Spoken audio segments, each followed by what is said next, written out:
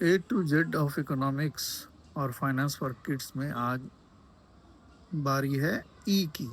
E for energy.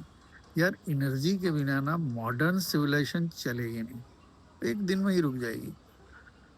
और ये बहुत ही मतलब क्या कहें, चैलेंजिंग पोजीशन में हम हैं कि हमारा जो इंपोर्ट बिल है ना क्रूड का, उसमें 85% हमको डिपेंड करना पड़ता है बाहर से।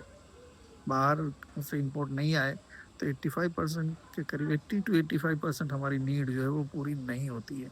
यानी हमारे देश में उतना तेल पैदा नहीं होता है। अब नहीं होने की वजह से क्या है कि वो जो ट्रम्प है उसको भी मौका मिल गया। कल ही उसने दो कंपनियों पर भी सैंक्शन लगा दिया कि ये तेल नहीं दे सकते किसी को। हमारे यार तू कौन होता है यार, हमें अपनी इकोनॉमी देखने दे यार, तू अपना देख। तो अपना मागा बना या जो बना, हमें अपना देखना होगा। तो हमें अपना इंपोर्ट बिल कम करना होगा। इंपोर्ट बिल कम करने का मतलब क्या है ऑयल का? इसका मतलब ये है ना कि जो डॉलर हम पे करते हैं तेल लाने के लिए, एवरी डॉलर, वो हमको रोकना पड़ेगा। कैसे रुकेगा? हमको सस्ता तेल खरीदना होगा, चाहे जहाँ से मिले, रशिया से मिले, चाइना से मिले, जहाँ से, चाइना में तो उतना तेल है नहीं, अरब से मिले, जहाँ से मिले, या साउथ अमेरिका के किसी देश से मिले, हमें वो देखना होगा। ठीक है। इस और सबसे बड़ी बात यह है कि डॉलर अगर जाना बंद होगा बेकार का, हमें कम डॉलर में ही ज्यादा तेल अगर कहीं से हम ले लेंगे, तो फॉरेन एक्सचेंज जब हमारे पास रिजर्व बढ़ा रहेगा ना, तो रुपए की कीमत भी स्टेबल रहेगी, उसकी जो वैल्यू है वो कम नहीं होगी।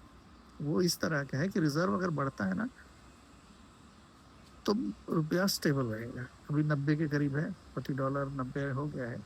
और जैसे अगर रिजर्व, फॉरेन एक्सचेंज रिजर्व कम होता गया तेल की वजह से, मान लो मेनली, तो रुपये का वैल्यू गिरता चला जाएगा। तो अब होगा कैसे? ये बहुत कठिन समस्या है, ये इतना आसान नहीं है। 80 से 85% अगर हम डिपेंडेंट हैं इंपोर्ट पर, तो हमें कुछ करना होगा। एक तो एनर्जी हमको बचाना होगा, बेकार की एनर्जी जो हमारे यहाँ खर्च होती है उसको रोकना होगा। एक तो उससे पॉल्यूशन बढ़ता है, जिसका एक सोशल सोशल और इन्वायरमेंटल कॉस्ट है वो। दूसरा हो गया, एक हो गया कि सस्ता तेल हमको खरीदना होगा, चाहे जहां से मिले। ट्रम्प जाए बिप बिप में यार, वी शुडंट केयर। हमको जहां मिले वहीं से सस्ता तेल लेना होगा। दूसरा है कि हम ऑल्टरनेटिव सोर्सेस अपने देश में और दूसरे देशों में हमें खोजना होगा। क्रूड ऑयल अभी तुरंत रिप्लेस नहीं होने वाला है दूसरी एनर्जी सोर्सेस, इसमें समय लगेगा।